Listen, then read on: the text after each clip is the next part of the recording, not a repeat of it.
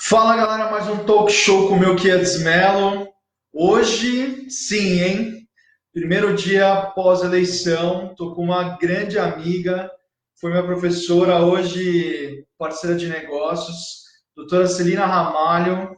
Um prazer, viu? Obrigada, meu Kieds, pelo convite. Obrigado pela sua presença. Nesse primeiro minuto, a gente sempre aguarda o pessoal ir conectando, eles vão se identificar, os estados e tudo mais. Eu também já vou aproveitar para compartilhar aqui na minha timeline.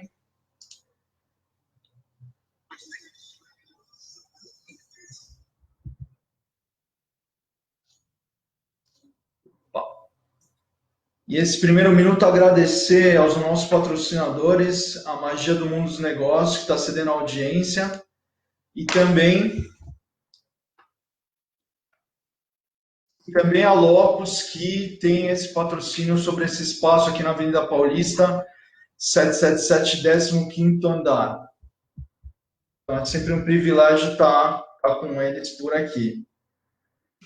Bom, então já passou esse primeiro minuto, a gente está no ar.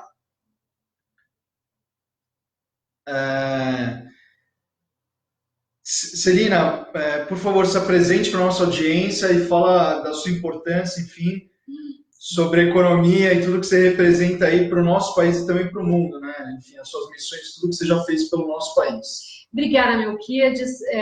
Eu estudo economia há 30 anos e eu fui impulsionada a estudar economia exatamente porque a inflação corroía absolutamente nossa capacidade de geração de riqueza nos anos 80, aquela que foi classificada como a década perdida nos manuais de economia brasileira. Certo. E foi acompanhando os choques anti-inflacionários, a estabilização econômica no meio dos anos 90, que eu venho ter o prazer de observar muitas melhorias no longo prazo da economia brasileira. Sem dúvida, o mundo hoje enxerga a economia brasileira como um expoente dos países emergentes. Nós participamos do Emerging Seven, né, que são os BRICS, Brasil, Rússia, Índia, China, South Africa, S de South Africa, África do Sul. E mais recentemente, o Jim O'Neill, que criou o acrônimo BRICS, criou o MINT também, integrando México, Indonésia, Nigéria e Turquia. Esses são os novos players da economia mundial, e em 2050 eles criarão a riqueza, o dobro da riqueza do que o G7 criava no começo dos anos 2000. Esses são dados do Banco Mundial, e a PricewaterhouseCoopers, a Deloitte, lidam com essas referências para a indicação de investimentos. Então, mundialmente, no mapa mundo, o Brasil ocupa um espaço muito importante, lembrando que no longo prazo nós temos os fundamentos para nova plataforma produtiva, essa que contempla a quarta revolução industrial, uma vez que o Brasil tem condições geográficas de atender muito a produção de energia, a exploração de minérios, e a sociedade se emancipou já em tecnologia.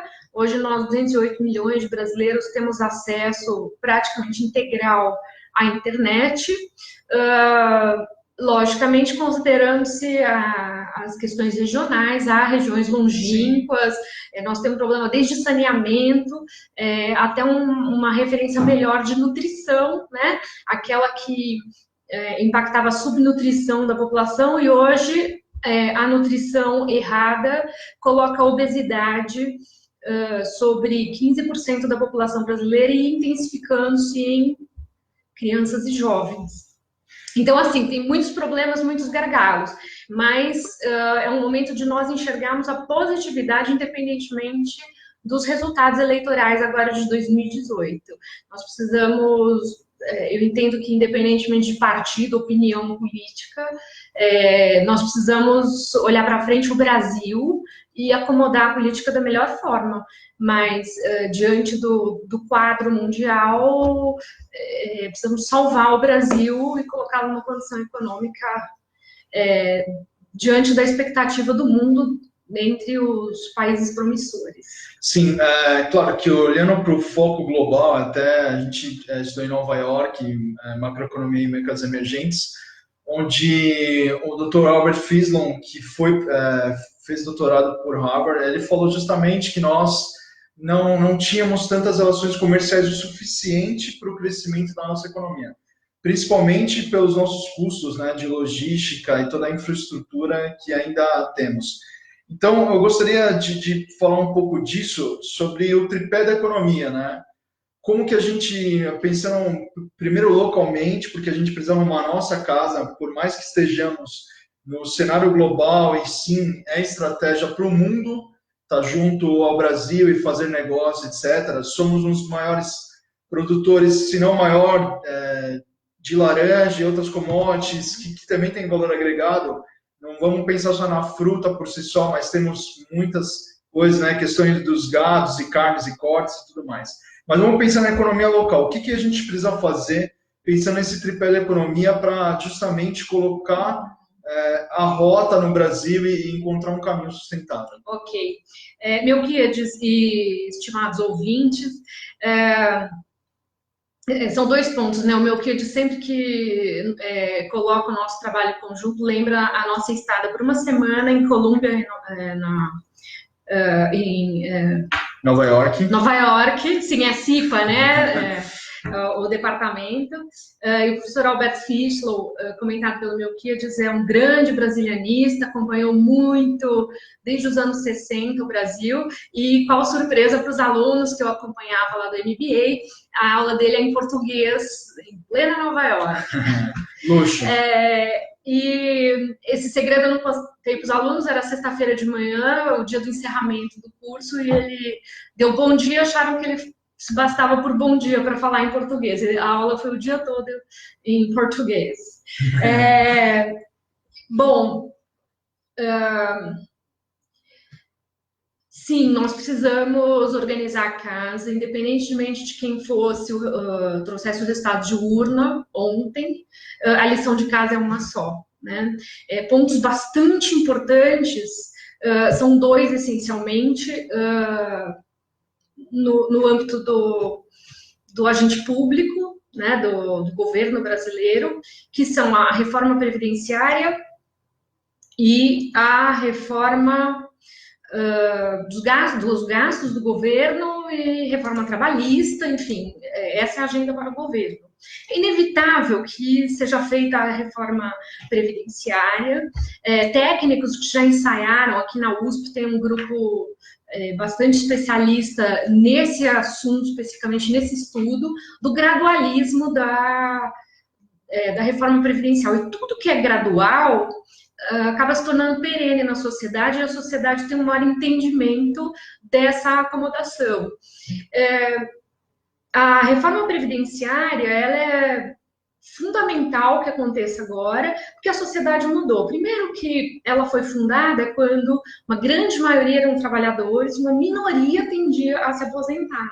Agora, a nossa pirâmide populacional se inverteu. A base da pirâmide estreitou, nós estamos com um contingente de população economicamente ativa, sinalizando bônus demográfico, então nós temos muito capital humano.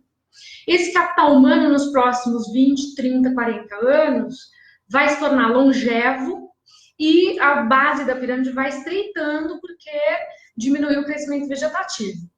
Mais a longevidade, ou seja, vai haver um contingente populacional bem maior de pessoas aposentadas, que é o inverso do que foi previsto quando a Previdência foi criada, que era um contingente grande de trabalhadores e menos aposentados. Agora vai ser um contingente pequeno de trabalhadores para um contingente grande de aposentados. Então, se nós não fizermos a transição dessa inversão da pirâmide populacional, ela vai sucumbir.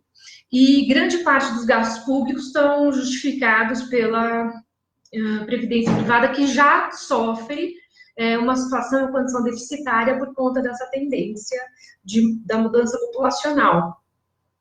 Os gastos públicos precisam ser revistos sistematicamente. Da Getúlio Vargas, uma frase que o Abílio Diniz deixou, foi um grande ensinamento sobre custos para mim. Os custos são como unhas, eles precisam ser cortados todos os dias, todas as semanas. Toda semana você tem que tomar a tarefa de como cortar custos em qualquer fluxo de caixa, e particularmente no caixa do governo, seja o federal, os estaduais e os municipais, é necessário que se faça um corte ou uma realocação dos gastos para uma situação de melhores resultados do governo. Ele é fundamental para a sociedade, uma vez que se trata de uns agentes econômicos entre os outros dois, que são a sociedade civil, as empresas e as famílias. Se o caixa do governo não está saudável, nós não conseguimos triangular as relações entre os três agentes econômicos, e isso acomete a economia de modo a comprometer o Tesouro Nacional, comprometer as contas do país, e, em uma segunda instância, termos uma visibilidade ruim, prejudicada perante a economia mundial enquanto país soberano.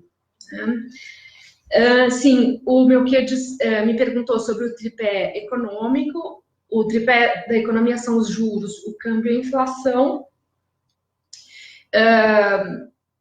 E sempre que nós vamos fazer uma análise de conjuntura, deixa eu fazer uma anotação aqui. Sempre que nós vamos fazer uma análise de conjuntura, nós colocamos essas três referências primordiais, porque elas estão diretamente atreladas à função do Banco Central, que a primeira de todas é garantir, assegurar a liquidez no mercado, e para isso usa a ferramenta da taxa de juros. Por sua vez, os juros financiam a dívida do governo. Então, nós temos uma tendência aí a taxa de juros se elevar mais. Essa é uma perspectiva até o segundo turno das eleições, né? Hoje nós temos a Selic marcada a 6,5%, mantida já a 4 reuniões do Copom. Amanhã e quarta-feira haverá uma nova reunião do Copom. Já vi um ensaio de aumento da taxa de juros no mês passado, meio de setembro, quando houve a reunião anterior do Copom, mas só não aconteceu porque na quinta-feira houve o atentado ao candidato Bolsonaro. Então, na quinta-feira, aí para terça e quarta mexer a taxa de juros pelo Banco Central era algo muito turbulento, então evitou-se. Esse é um sinal muito importante de que, independentemente do movimento conturbado da política, os fundamentos da economia estão bastante concisos no entendimento da autoridade monetária, que é o Banco Central.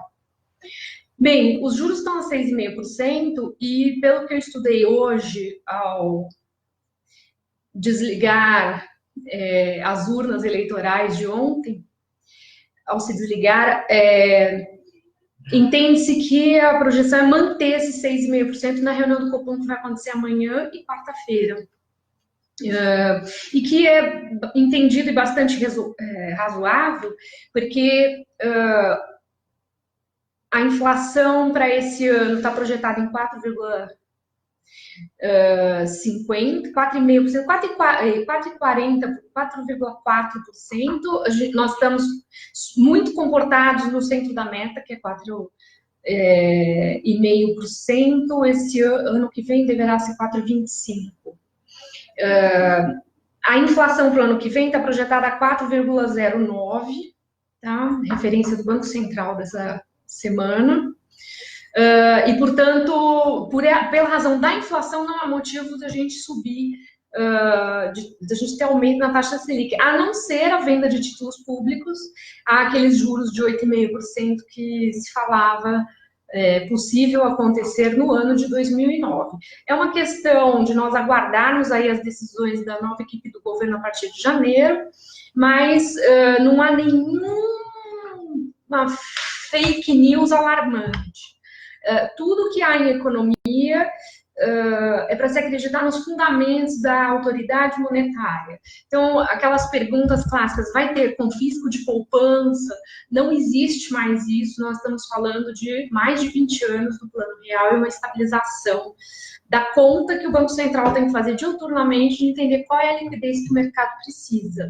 E o mundo lê isso. Tá? Nós temos aí, ano que vem nós fazemos 20 anos de regime de metas de inflação, com 5 interrompidos pela máxima de inflação, por máxima de inflação que nós temos.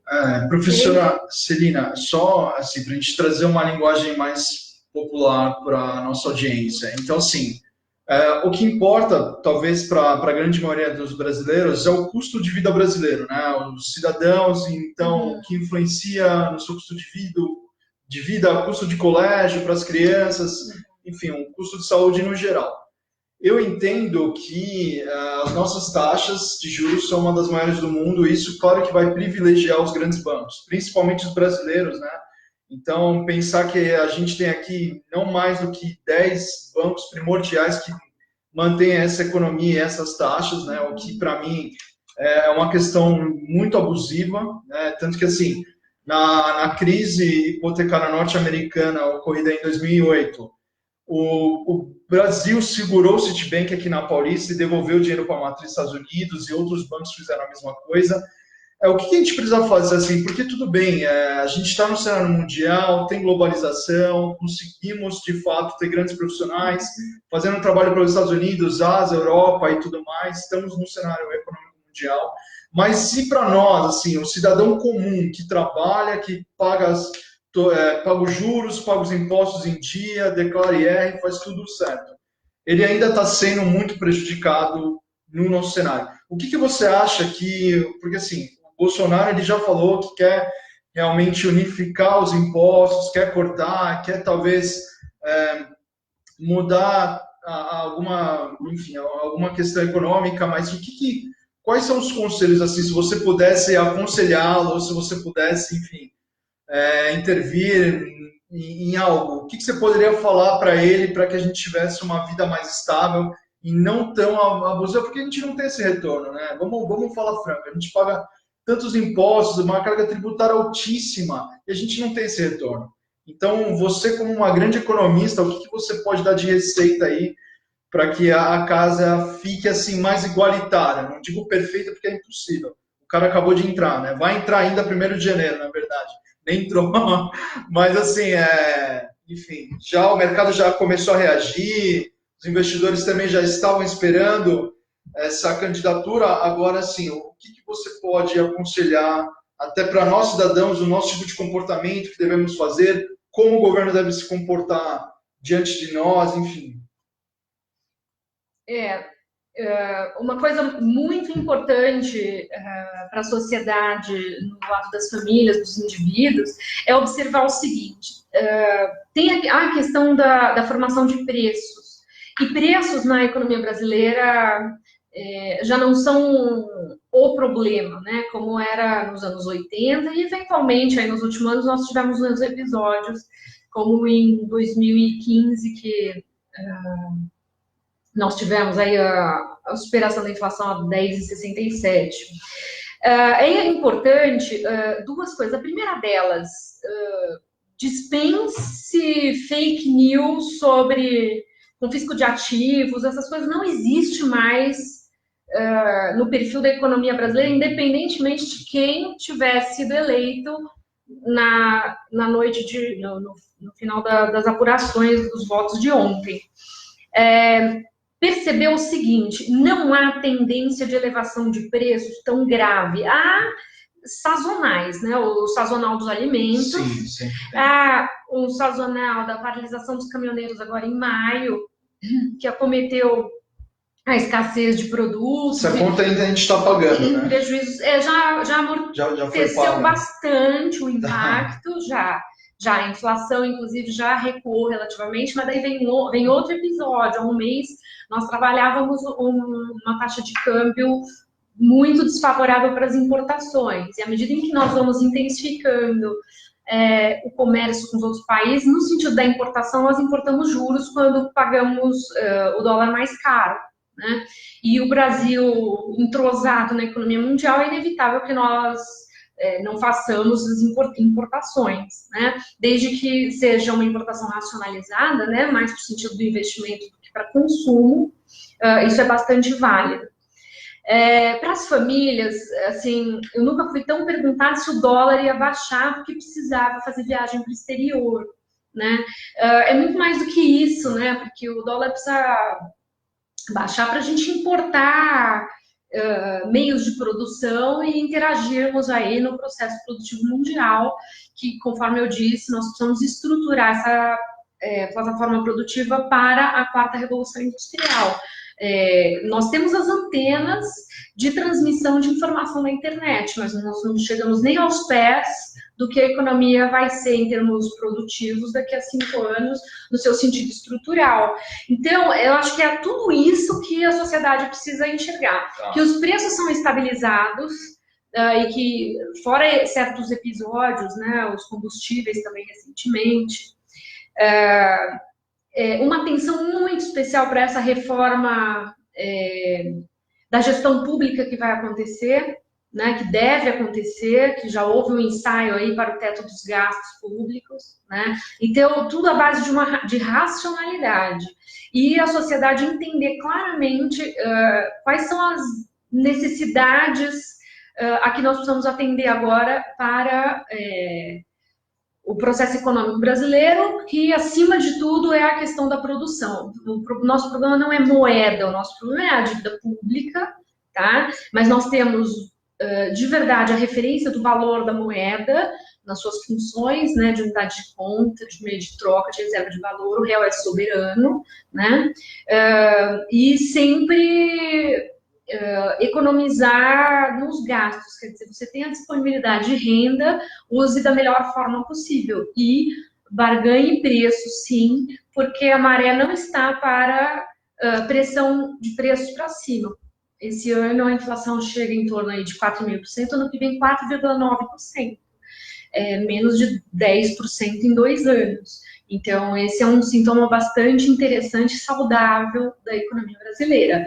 Atente para isso, iniciativa privada, porque é uma perspectiva de retomada do crescimento econômico brasileiro que se consolidou aí nesses últimos 2 trimestres do PIB contabilizados pelo IBGE. Tá, então vamos lá. Se você citou sobre a alta tecnologia, a revolução industrial 4.0, precisamos no mínimo, né, painéis solares e toda a produção, nanotecnologia, enfim, tudo que ainda a gente precisa importar de países desenvolvidos para desenvolvermos as nossas próprias tecnologias, apesar de também desenvolvermos tecnologia aqui. Quando a gente toca nesse assunto, a gente precisa falar de educação, né? Porque não tem como a gente importar tudo isso e não ter preparo para fomentar novas tecnologias, exportar isso para o mundo e ter essa troca. Você vê assim algum benefício real já de entrada pelo Bolsonaro a favor de educação? Ele está propondo algo já de cara sustentável, 1º de janeiro, porque assim, nosso Ciência Sem Fronteiras, X, já não foi sustentável, né? Iniciado na gestão passada. Então, o que a gente pode fazer para justamente ter essa sustentabilidade na nossa educação? Do discurso dele de ontem, independentemente de quem tenha votado ou não, vai ser a nossa cobrança, né? Ele se apresentou como presidente da República eleito, com a Constituição na mão, né? E nós já criamos uma base educacional razoável, né? Nos últimos 20 anos, o grande combate foi o analfabetismo, lembrando que nós acabamos nos anos 80 com a grandíssima maioria da população brasileira tendendo a 80% de analfabetos adultos, né? Então, nessa última geração aí, nós tivemos uma reversão bastante importante e o nosso capital humano começa a aparecer. No âmbito da saúde, a mesma coisa.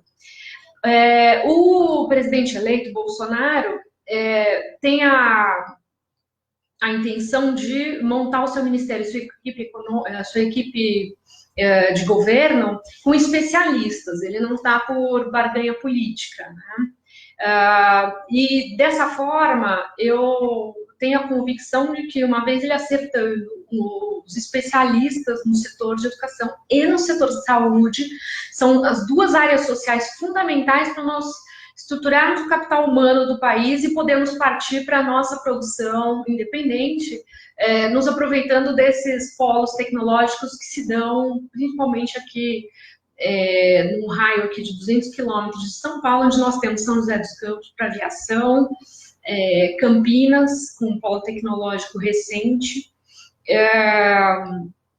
em São Carlos, Sorocaba, né, desde o período de telecomunicações de fibra ótica, essas regiões se emanciparam, e enquanto uma grande referência de tecnologia no país. E outros lugares apontados, né, como Recife, como César, e nós identificamos aí outros pontos de desenvolvimento tecnológico, na própria Amazônia, né, o INPA. Bem, então, assim, educação e saúde precisam ser absolutamente vistos, porque nós temos um gargalo aí bem sério para a formação do capital humano. Também na área de saúde, há que se lembrar já, a partir de agora, a questão do envelhecimento da população. E, ainda que o Ministério da Saúde tenha um orçamento independente, ele não será suficiente nos próximos 7 anos. Eu fiz cálculos recentes na Getúlio Vargas, até 2025 nós vamos ter um problema muito grave de saúde no país. Não há condição da totalidade da grande maioria da população ser atendida pelo setor privado, são tão somente 23% da população brasileira atendidos pelo setor privado, e os demais 77% pelo setor público, única e exclusivamente. O SUS, com essa orçamentação, não é capaz de suprir a demanda com as técnicas médicas que são usadas atualmente, né? Existe aí uma restrição de mercado que impede outras técnicas médicas, absolutamente comprovadas cientificamente no mundo, e então há um esforço e um empenho aí de um grupo de médicos para aprovação de técnicas integrativas em saúde e que acomodem melhor as condições da sociedade brasileira, como em outras sociedades já acontece, como a Alemanha, a própria Rússia e Cuba, a Itália, a China, né? Como é que a China dá conta da saúde de 1,4 bilhão de pessoas? Tem tanto medicamento, assim, tanto medicamento disponível para a sociedade, então temos problemas, né? Então, também na educação, né? Mas você pensa numa medicina alternativa, na saúde, alguma medicina alternativa, algo que tenha menos custo da própria fabricação dessas medicações e importação também, porque, claro, diagnósticos como AIDS e às vezes doenças mais sérias, a gente precisa importar esses medicamentos, o que tem um custo enorme para o Brasil, né? E que muitas vezes é fornecido pelo SUS, né? Ainda mais em tempos de dólar a 4,20, né? Não viabiliza nenhum orçamento de saúde. Então, talvez seria algum meio, alguma medicina... Eu espero que esse novo Congresso e o presidente da República, a partir de janeiro, seja sensível à questão de saúde no Brasil. Eu fiz a minha dissertação e minha tese pesquisando a área de saúde e decifrando a anatomia da saúde do Brasil, né? E tem um gargalo muito grande entre a oferta e a demanda, né? A demanda são as necessidades da sociedade e a oferta ela é absolutamente marcada por uma situação de mercado, tanto de concorrência como de entrada, né? Para qualquer procedimento ser aprovado, precisa passar por Anvisa e depois ser aprovado pelo Conselho Federal de Medicina. Mas há interesses aí outros que não permitem que técnicas não alternativas, mas complementares sejam usadas. As PICs, né, colocadas agora em março, práticas integrativas complementares, né, elas prevêem técnicas médicas outras que Talvez, então... Não as convencionais, vamos chamar. O lobby farmacêutico ele ainda é muito forte, então, né? Ele não deixa muitas coisas serem movimentadas em prol da população, até porque eles têm poder mundial, né? E, assim, pensar, a indústria farmacêutica é a que mais cresce no mundo, independente de crise, né? Sempre 1, 2 dígitos rápido, giram muito rápido, e é um problemaço. Eu acho que é grande polêmica isso, porque eu mesmo já tive sérios diagnósticos e, assim, meu tratamento passou de R$ 1 milhão se eu tivesse que pagar. Sim. Facilmente. E eu tive a sorte de ter acesso ao Hospital das Clínicas aqui na Rebouças e ter um atendimento privilegiado totalmente gratuito, né? Coisa que não E uma exceção, né? Não tá aberto para a população, né? Ninguém comenta, ninguém divulga, você precisa entrar indicado nesse tipo de situação. Então, um médico, amigo da família que indicou meu tratamento para lá, então você vê que assim, cadê, né? Cadê quando a gente precisa, filas de hospitais, pessoas morrendo nos corredores, não tem um atendimento básico e ficar dependente de um lobby político e de farma, assim. Que ao mesmo tempo que ela fabrica a droga para te curar, ela também fabrica a doença, do meu ponto de vista é um pouco polêmico aí, mas enfim, isso não é tema hoje. Eu só acho que a gente tem que prestar muita atenção no momento que a gente está, porque eu acho que assim, a população está tão ferida, né, desses últimos anos de gestão do PT, que eles acabaram se antecipando com muita, eu digo assim, muita força, né, muita truculência até nas ruas, coisas foram confundidas e conflitos e brigas desnecessárias entre partidos, né, sendo que a gente é uma nação só, sendo que a gente bebe da mesma água, utiliza da mesma saúde, e eu acho desnecessário esse tipo de atitude. Então, por mais que tenham intelectuais aí de todos os lados discutindo, claro que se deve também a gente ter acesso à arte, à cultura sempre, é isso que faz a nossa história, né? Claro, isso aí eu também sou contra se tiver algum tipo de corte aí por parte do Bolsonaro. Claro que tem que rever algumas coisas, tem abusos em todas as partes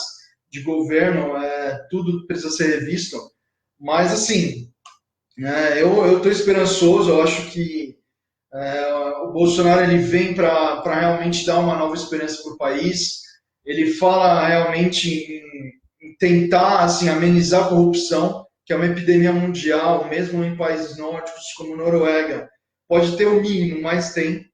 Você não tem como falar assim, seu país não tem corrupção no seu país, isso não existe, né? Seria uma utopia, mas enfim, é uma esperança para nós brasileiros, é uma esperança para os profissionais aí de todas as áreas. E eu acho que, de fato, ele está junto com empresários, com governo e grandes entidades que detêm interesses também para o crescimento do nosso país, porque, de fato, numa globalização e num circuito tão rápido de economia, ninguém quer ficar para trás. Não tem essa mesmo de talvez aportar dinheiro em outros países que não tem tanta importância para nós, sendo talvez empréstimos, sendo que não é a conduta para o crescimento do nosso país, a gente empresta isso a juros baixíssimos, sendo que não tem dinheiro local, né? Isso é um absurdo, mas enfim, isso aí é de cada governante, isso aí é de cada líder, mas é só uma simples, uma singela opinião. E eu acho que a gente já vai partindo. Enfim, se você tiver mais algum esclarecimento a fazer, eu acho que a gente já vai partindo para um término. O que você pensa assim, para o nosso fechamento? O que tenhamos que pensar e como agir? Enfim, estamos aí, né, um pouco surpresos até com tudo que vem acontecendo. Realmente é uma fase transitória muito importante. Acho que a transição política já foi marcada entre os 2 turnos. Agora nós vamos para uma acomodação social. Sob a minha ótica de análise da economia nesses últimos 2 anos e projeções para o ano que vem, o mercado e o Banco Central sinalizam muito positivamente. E eu só faço os votos de que seja uma temporada muito proveitosa, principalmente para a sociedade brasileira, né? Que amarga mais de 13% aí de desemprego, sendo que na outra ponta nós temos questões tão importantes, né? Nós falamos de crescimento econômico, de tendências da economia, da necessidade das reformas previdenciárias, de gastos públicos, a questão da educação e da saúde formando o capital humano, mas nós não podemos deixar também de citar a importância da produção de energia no Brasil, a questão do petróleo, né? A Petrobras já foi a 12ª maior empresa do mundo. Nós temos uma plataforma produtiva importantíssima aí, essa referência que é um componente da matriz energética brasileira, e também a questão do meio ambiente. O presidente eleito Bolsonaro falou muito da preservação da Amazônia. Nós precisamos entrar na discussão e no discurso da preservação do meio ambiente e sustentabilidade do mundo, porque o Brasil é uma fatia importante da referência aí da biodiversidade, dos ecossistemas aqui do nosso país, e referência mundial nas coisas que nós podemos nos apropriar do meio ambiente. Sim. Como recursos produtivos. Então, tudo isso, junto e misturado, já é um cenário absolutamente promissor para dias mais otimistas, com certeza, né? E a gerência da corrupção, que é fundamental para essa ocasião da história do Brasil. Foi muito importante, Celina, você falar sobre o meio ambiente.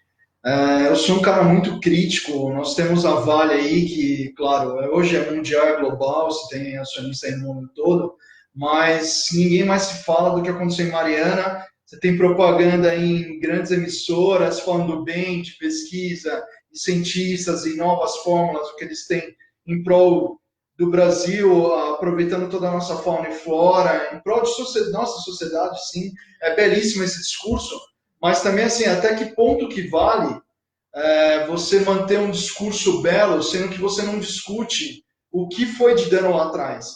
Então, assim, na minha singela opinião, as grandes catástrofes ecológicas é por falta de prevenção, é por falta de uso do recurso necessário. Eu acho que, assim, uma explosão no meio de um oceano, o derramamento de óleo, acontece, tá?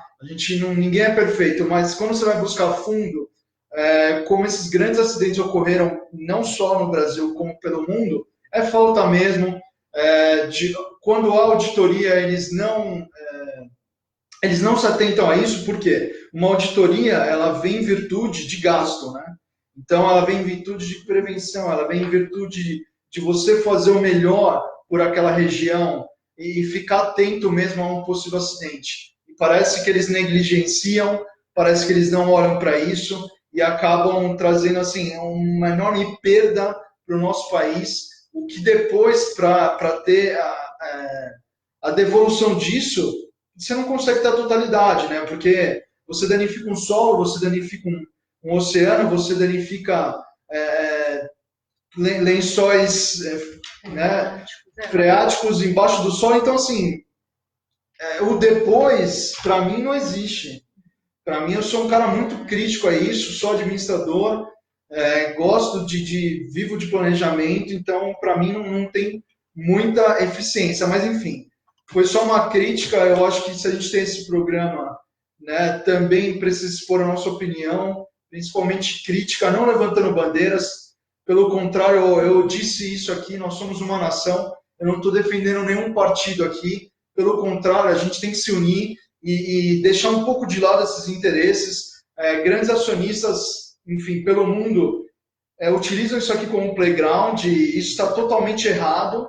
A gente acaba perdendo um pouco até de nacionalidade, porque a gente precisa falar em língua inglesa, muitas vezes a gente precisa fazer várias coisas, e os nossos próprios recursos, como parte da Amazônia, já não é nossa, né? Então a gente precisa estar atento a isso. Mas, enfim, é só mais um comentário aí de um cidadão brasileiro otimista que quer, de fato, ver a nossa nação crescer e que sejamos felizes e prósperos aí.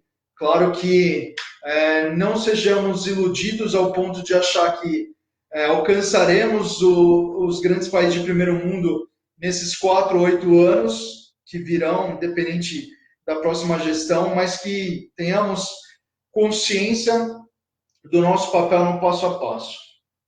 Faz sentido, professora? Total, total.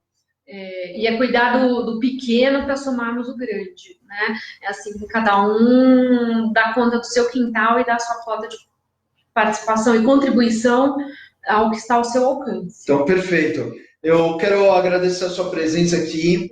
Você que é super famosa, dá aí entrevistas na Globo News, hoje está aqui comigo, é um privilégio. E normalmente a gente sempre encerra com uma salva de palmas, tanto para a nossa convidada que trouxe esse excelente conteúdo, para a nossa audiência, os nossos patrocinadores. E assim, um grande beijo e abraço a todos os cidadãos brasileiros e que sejamos sim essa nação unida e próspera. Beijo, até às 20 horas vai ter outra live aí para vocês. Até já.